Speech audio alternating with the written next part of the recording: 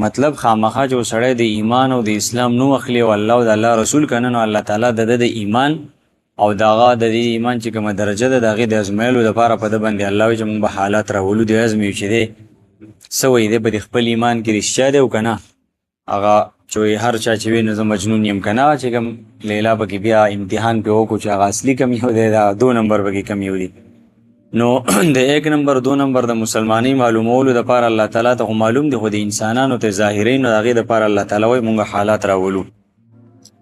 مونږ به خامخا تاسو چې دینو ازمیخت کو پس اساس باندې یې سره یره ګوره یره چې دینه د امن ضد دی کنه کم ځکه چې امني هغه ملک ګوره کاروبار د انسانانو چې دینو هغه خلک خوشاله فصلونه کیږي او کاروبار چې دین هلته کې رواني د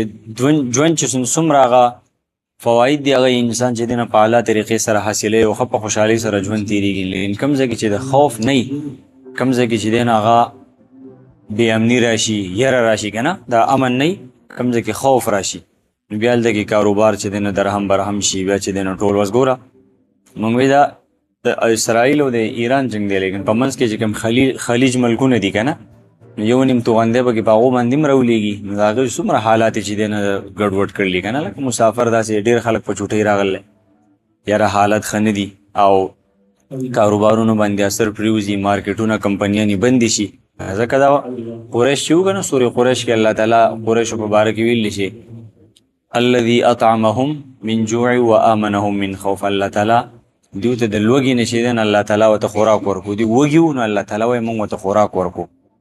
نو دنیا کې دا ټول انسانان خو منډه تړل دي د پاره د کنه چې هر انسان و چې ځان رزق روزي پیدا کمن الله تعالی غوته یو خوراک ورکو او دویم الله فرمایي وامنهم من خوف منګه غوته د خوف نه امن ورکو نو قریش چې ده کنه هغه به د بیت الله شریف د الله د کور خدمت کو نو د الله د کور خدمت کو د جمعات نه د دی وجین الله تعالی وته په بدله کې د دوه انعامونه ورکړي چې یو هغه ته چې نه خوف ته الله تعالی لري کو لوګي ته لري کړه نو په دې کې مولانی دوه سيزونه چې کوم الله تعالی وایي تاسو د ازمایښت لپاره او مونږ د پتا سو راولو یو خوف ته ولجوع او دویم چې دین غل وګه ده نو لوګه چې په انسان راشي انسان نه بلکې چې هر جاندار سیس دی کنه ساواله سالرون کې سيزونه دي نه ټول ته د رزق در او د روزي ضرورت ته نو کچره کې لوګه پی راشي نو هغه یقینا چې داغه د ژوند یو اهم سیس چې دین هغه لاړ هغه پای کې چې دین نقصان راغی ونقص من الاموال کله کله په مال کې نقصان راځي ول انفس او کله کله په نفسونو کې په انسانانو کې چې نقصان کیږي مثلا د یو کور چې دین هغه نقصان دا وشو چې په یو کور کې مثلا 15 چې دین هغه انسانانو سیږي یو کبه کې نه جوړ شو یا به چې دین یو مړ شو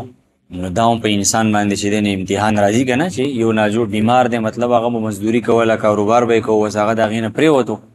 نو داغه چې کومې فائدې دي ختم شي الټه به د کور والا باندې مطلب یو بوج جوړ شي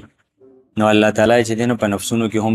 کله په مال کې او کله چې دینه په نفس کې یعنی په جان کې الله تعالی وي مونږ نقصان براولو تاسو امتحان وکړو نو مال او جان دا دوه سيزونه دي چې په دې باندې ټول د دنیا معیشت ولاړل کنه کوم ملکونو کې چې مال او جان یعنی افرادی قوت زیات دي هغه ملکونه نن په دنیا حکومت کوي هغه امریکا دا که چاینا شو دو لوی ملک ته نو دومره افرادی قوت ته انسانان دی وسره چې مطلب هغه د بهر سړي ته ضرورت نه راځي نو مال او جان د دوه سيزونه داسې دي کنه چې په دې د دنیا معیشت ولاړی کم ځای کې چې دا مضبوطی دومره به هغه ملک هغه چې دغه معیشت مضبوطی دنیا کې دا راځي بیا الله تعالی وای مال جان کې کله کله موږ نقصان راولو د ازمیخت کوچین دې سکی والثمرات او پنځم سیس چې دین هغه په میوه کې انارو باغ دی مالټو باغ دی پای کیمرا غي پای غلم د واس مثلا لکه جوار دی غنم دی شولی دی دا څومره سيزونه چې دي کنه نو په دې سيزونو کې الله تعالی کله کیمرا ولې دا هم نن سبا چې دین بالکل خبره تازه یینو کنه چې د باغونو او د دانو چې کوم صورتحال دی غلې نه ورستو باغونو چې دین ټول نقصانونه وکړل نو کله په دې کې الله تعالی موږ نقصان راول او ازمیخ کو الله فرمایي چې دې ټولو ازمیخ کې و پاس کېږي هغه سړی کنه وبشر الصابرین زیره پکې هغه چاته ورکه چې کوم صبر کوونکي دي نو صبر چې چا په دې ټولو حالاتو کې وکړو نو الله تعالی هغه ته چې دین زیره ورکه دا خلک باندې خرابېږي دا باندې بربادیږي هغه چې کوم باندې مصیبت راغی د جړه او جزع فزع شروع کی فریاد شروع کی او د الله تعالی نه چې دین الټه ګلی شکوي شروع کی کنه نو هغه انسان چې دین نقصان هوږي هو نور نقصان بس د ایمان نقصان مو کی الله فرمایي صابرین څوک دي الذین هغه کسان اذا اصابتهم مصیبت چې کله ورته مصیبت ورسي قالو نو دوی جړه فریاد نه کوي قالو دی وای انا لله بېشکه مونږ د الله یو مونږه زمونږ مال جان د هر څه د الله دی کنه و انا الیه راجعون او بېشکه مونږ هغه طرف ته ورګرځو چې مونږ د الله یو نو الله تعالی په ملک دی د هر څه نو که الله تعالی به نقصان راوس نو هغه ته د حق حاصل دی د اختیار هغه سره شته په دې کې انسان ته څه ګیله شکوه نه ده پکار او بل دا چې مونږ هغه طرف ته به ورګرځو چې هغه طرف ته انسان دا یقین دی چې زه به الله ته ورګرځم او زما د دې هر څه اجر او ثواب او بدله به میلاویږي نو د مصیبت په وخت کې په دې دعا ویلو سره انسان ته ډېره تسلي او اطمینان حاصلېږي که څوک یې د زړه نه او په یقین سره ووایي که نه نو جړه فریاد نه دی پکار حدیث کې راځي وایي ان اصابک شیء فلا تقل لو انی فعلت کان کذا وکذا بل ولكن قل قدر الله وما شاء فعل کله چې تاسو مصیبت در ورسي کنه وای داسې بنه وای کما داسې کړه نو داسې بشي وا کنه کما مطلب ګاډي اکسیډنټ وشو مطلب چې راځي یو غنټه مخکې وتل وای کنه دا روډ به فارغون ما به اکسیډنټ نو کله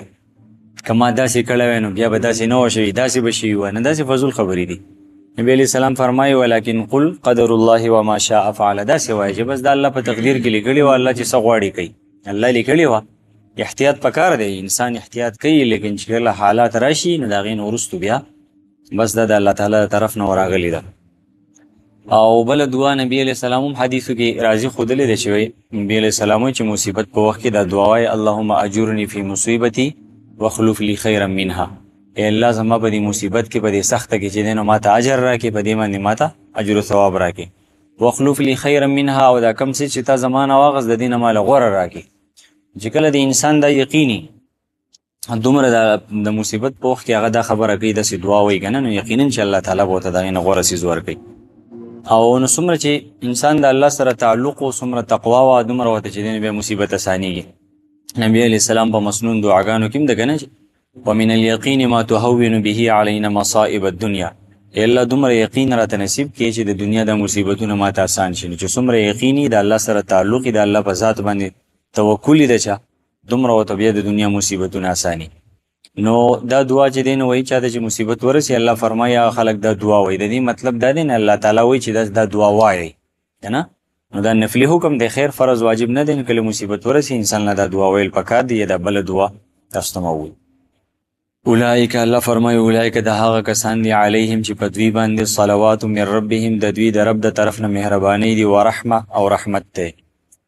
الله فرمایي دا داسې خلک دی که نه چې کله په مصیبت کې صبر کوي او دا دعا وایي الله فرمایي په دې خلکو باندې د الله تعالی مهرباني دی او رحمت دی د الله تعالی په دې خلکو هم خاص رحمتونه دي هم عام رحمتونه دي و اولئک هم المهتدون او هم دا خلک دی هدایت مندون کې هم دا خلک چې دی نو په سمه لار باندې دی او په هدایت باندې دی